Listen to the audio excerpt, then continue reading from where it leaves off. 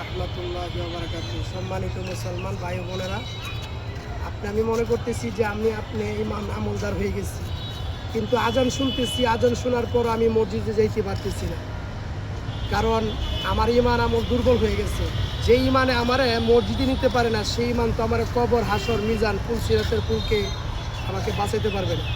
কারণ যে ইমানে আমারে কবর থেকে বাঁচাইতে পারবে, সেই ইমান আমলকে দুনিয়া থেকে আমাদের সংগ্রহ করতে হবে। এই জন্য ইমান আমল রাস্তা একমাত্র পাওয়া যায় আল্লাহ রাস্তা। মানুষের এক ভুল ধরা পরে কবরে, আরেক পরে সফরে। আমি যদি এই আল্লাহ রাস্তায় বের হই, তাহলে আমার ভুলটা বের হবে।